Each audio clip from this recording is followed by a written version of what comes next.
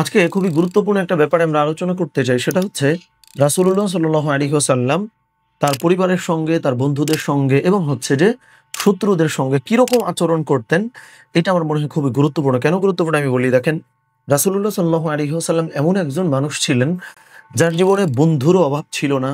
যে নবীজির জন্য জীবনটা পর্যন্ত দিয়ে দেবে তারা, এটার অভাব ছিল না। আবার তাকে মেরে ফেলবার জন্য নাউজুবিল্লাহ চেষ্টা করেছে, এরকম মানুষও কিন্তু মৃত্যুর আগ পর্যন্ত তার ছিল। তার পরিবার ছিল, একাধিক পরিবার তার ছিল রাসূলুল্লাহ সাল্লাল্লাহু আলাইহি ওয়াসাল্লামের। তাইলে আপনি বোঝেন, এমন একটা মানুষ যার বন্ধুর অভাব নাই, যার শত্রুর অভাব নাই, যার পরিবারের অভাব নাই, সে প্রত্যেক জনের সঙ্গে কিভাবে ডিল করছে, কার সঙ্গে কিভাবে মিশছে, আমার মনে হয় এখান থেকে এটা বোঝা যায় যে এটা কি পরিমাণে গুরুত্বপূর্ণ। সো চলেন আমরা শুরু করছি। এক নম্বরে রাসূলুল্লাহ সাল্লাল্লাহু আলাইহি ওয়াসাল্লামের জীবনের আমি যদি দুজন চাচার কথা বলি, একজন হচ্ছেন আবু তালিব এবং আরেকজন হচ্ছে আবু লাহাব। দেখেন, আবু তালিব রাসূলুল্লাহ সাল্লাল্লাহু আলাইহি ওয়াসাল্লামের এই চাচা, তিনি কিন্তু রাসূলুল্লাহ সাল্লাল্লাহু আলাইহি ওয়াসাল্লামের যে দিন ইসলাম, সেটা কিন্তু কোনোদিন তিনি কবুল করেন নাই। মানে তিনি কিন্তু মুসলিম হন নাই। কিন্তু রাসূলুল্লাহ সাল্লাল্লাহু আলাইহি ওয়াসাল্লামকে জীবনটা দিয়ে পর্যন্ত হলেও সারাটা জীবন রক্ষা করতে বা প্রোটেক্ট করতে চেষ্টা করেছেন। সো এই যে একটা পরিস্থিতি, মানে এই পরিস্থিতিটা আপনার সঙ্গে মিলাইলে কিভাবে মিলবে? যেমন সময় হয় না যে আপনি আপনার খুব ক্লোজ একজন মানুষ, যে আপনাকে প্রচন্ড ভালোবাসে, কিন্তু আপনি খুব প্র্যাকটিসিং একজন মুসলিম, কিন্তু আপনার ওই রিলেটিভ, সে হচ্ছে মানে আপনার আপনার দিনটা মানে না, বা সে হচ্ছে নামাজ আদায় করে না, কোরআন তিলাওয়াত করে না। তার সাথে আপনি কিভাবে চলবেন সেটা কিন্তু আপনি বুঝে ফেলতেছেন। কিভাবে দেখেন, এই যে রাসূলুল্লাহ সাল্লাল্লাহু আলাইহি ওয়াসাল্লাম আবু তালিবের সঙ্গে তার চাচা কিভাবে মিশতেন, শ্রদ্ধা করে বুঝিয়ে শুনিয়ে প্রচুর চেষ্টা করতেন যে তার চাচা যেন ইসলামের দিকে আসতে, কখনো কিন্তু বেয়াদবি করতেন না। আবার আবু তালিবও কখনো চেষ্টা করতেন না যে রাসূলুল্লাহ সাল্লাল্লাহু আলাইহি ওয়াসাল্লাম তার দিন থেকে যেন চলে আসে। সো চমৎকার একটা ব্যালেন্সের ভেতর দিয়ে একজন মুসলিম, একজন অমুসলিম, দুজন মিলে চলবার গ্রেট একটা প্র্যাকটিস কিন্তু আমরা এখানে পাই। খেয়াল করেছেন যে মানে একটা গ্রেট প্র্যাকটিস, যে আপনি যদি মানে আপনার ফিলসফির সঙ্গে মেলে না, কিন্তু আপনার খুব ক্লোজ একজন মানুষ, তার সঙ্গে কিভাবে চলবেন সেইটার একটা গ্রেট এক্সাম্পল কিন্তু আবু তালিব এবং রাসূলুল্লাহ সাল্লাল্লাহু আলাইহি ওয়াসাল্লাম। এক নম্বর। দুই নম্বরটা হচ্ছে রাসূলুল্লাহ সাল্লাল্লাহু আলাইহি ওয়াসাল্লামের আরেকজন চাচা আবু লাহাব, সে কিন্তু রাসূলুল্লাহ সাল্লাল্লাহু আলাইহি ওয়াসাল্লামের প্রচুর ক্ষতি করবার চেষ্টা করেছেন। কিন্তু এই যে খুব ক্লোজ একজন মানুষ প্রচুর ক্ষতি করবার চেষ্টা করার পরেও রাসূলুল্লাহ সাল্লাল্লাহু আলাইহি ওয়াসাল্লাম কিন্তু ক্ষতিগ্রস্ত হন নাই। তার মানে হচ্ছে এখান থেকে কি বুঝলেন, আপনার পরিবারের কেউ যদি আপনার ব্যাপক ক্ষতি করবার চেষ্টা করে, যে আপনাকে শেষ করে ফেলবে, মেরে ফেলবে, এইরকম ধরনের চেষ্টা করতেছে ইত্যাদি, এত কিছু করার পরেও আপনার দিন আপনি বিকিয়ে দেবেন না, এই জিনিসটা কিন্তু আপনি আবার এখান থেকে শিখতে পারছেন। এটা কিন্তু খুব সুন্দর একটা জিনিস, যে আপনি চেষ্টা মানে আপনার খুব ক্লোজ মানুষ, যে আপনার ফিলসফিতে বিশ্বাস করে না, আপনার ক্ষতি করবার চেষ্টা করে, সে কিন্তু আল্টিমেটলি আপনার ক্ষতি করতে পারলো না। কারণ নবীজির ক্ষতি আবু লাহাব করতে কিন্তু পারে নাই। আবার আবু তালিব, সে ক্ষতি করবার চেষ্টা করে না, দুজন খুব সৌহার্দ্যপূর্ণভাবে কিন্তু বেঁচে ছিলেন। সো এইটা একটা খুব সুন্দর একটা উদাহরণ আমার মনে হয় আমাদের জন্য শিক্ষামূলক হতে পারে। সর্বশেষ রাসূলুল্লাহ সাল্লাল্লাহু আলাইহি ওয়াসাল্লামের সঙ্গে একজন ভালো বন্ধুর কথা আমি বলি, যে হচ্ছে যে আমি সর্বশেষের পরে আরেকটা জিনিস এড করব, যে রাসূলুল্লাহ সাল্লাল্লাহু আলাইহি ওয়াসাল্লামের পরিবারের সঙ্গে তাইলে কিরকম সম্পর্ক ছিল, এটাও আমি বলবো আজকে ইনশাআল্লাহ।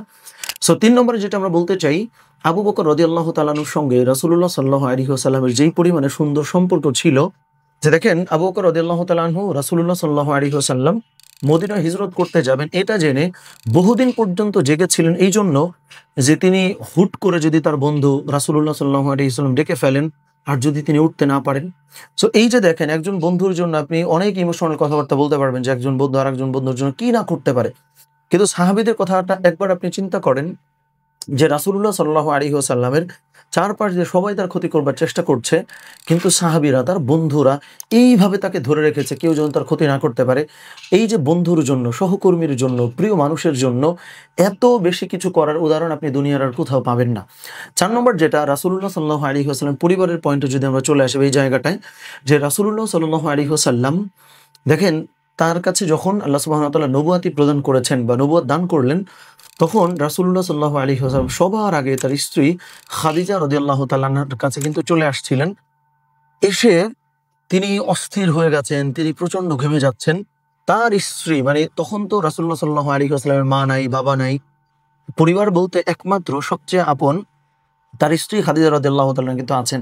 সো পরিবার হিসেবে কিভাবে তার সাপোর্টটা দিয়েছিলেন, এইটা আপনি এবার একটু চিন্তা করেন, যে পৃথিবীর ওই একটা মানুষের কাছে গিয়ে রাসূলুল্লাহ সাল্লাল্লাহু আলাইহি ওয়াসাল্লাম প্রাণ খুলে বলতে পেরেছেন, এবং তখনও খাদিজা রাদিয়াল্লাহু তাআলা আনহা কিন্তু ইসলাম সম্পর্কে কিছুই জানেন না। কিন্তু তার হাসব্যান্ড তার কাছে এসে বলেছে, এইজন্য চোখটা বন্ধ করে তাকে বিশ্বাস রেখেছে যে, "আপনি আমানতদার মানুষ, আপনি বিশ্বস্ত মানুষ, আপনি ভালো মানুষ।" মানে এখানে কিন্তু নবীজির অনেক বড় ভূমিকা আছে যে নবীজি একজন হাসব্যান্ড হিসেবে তার চরিত্রকে এমনভাবে তার স্ত্রীর কাছে কিন্তু উপস্থাপনও করতে পেরেছিলেন, যার জন্য তার স্ত্রী কিন্তু এটা বলেছিলেন, "আপনার ক্ষতি আল্লাহ সুবহানাহু ওয়া তাআলা করবেন না। সুতরাং আপনি নিশ্চিন্ত থাকেন।" এইভাবে করে তার স্ত্রী কিন্তু তাকে সাপোর্টটা দিল। সো এই ৪ টা জিনিস আমি যদি একটু মিলাই বা একটু গবেষণা করে আপনারা যদি একটু বোঝার চেষ্টা করেন যে ২ জন মানে বিপরীত ফিলসফির মানুষ আবু তালেব এবং হচ্ছে যে রাসূলুল্লাহ সাল্লাল্লাহু আলাইহি ওয়াসাল্লাম খুব সুন্দর করে সৌহার্দ্যপূর্ণভাবে সারাটা জীবন ছিলেন। আবু তালেব কিন্তু মুসলিম হন নাই। আবার আবু লাহাব একজন চাচা সারাটা জীবন তার ভাতিজার মানে রাসূল সাল্লাল্লাহু আলাইহি ওয়াসাল্লাম ক্ষতি করবার চেষ্টা করেছেন। কিন্তু পরিবারের হবার পরে ক্ষতিটা কিন্তু করতে পারেন নাই। সুতরাং আপনি বোঝেন নিজেকে রক্ষা কিভাবে করবেন সেটাও এখানে চলে আসছে। আবার একসাথে কিভাবে চলবেন সেটাও কিন্তু চলে আসে। ২ টা উদাহরণ ১ নম্বরে পেয়ে গেছেন। পরবর্তীতে বন্ধুর জন্য বন্ধু কি করতে পারে সেটাও কিন্তু আলহামদুলিল্লাহ নবীর জীবনে ছিল।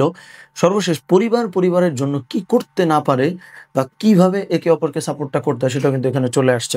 সো আমার মনে হয় যে রিলেশনশিপ ম্যানেজমেন্টের ক্ষেত্রে যে আপনি পরিবারের কার সঙ্গে কিরকম আচরণ করবেন বা পরিবারের বাইরেও কার সঙ্গে কিরকম আচরণ করবেন, এইটার গ্রেট এক্সাম্পল রাসূলুল্লাহ সাল্লাল্লাহু আলাইহি ওয়াসাল্লাম কিন্তু সেট করে গেছেন। আল্লাহ সুবহানাহু ওয়া তাআলা আমাদের সকলকে এটা মেনে চলবার তৌফিক দান করেন।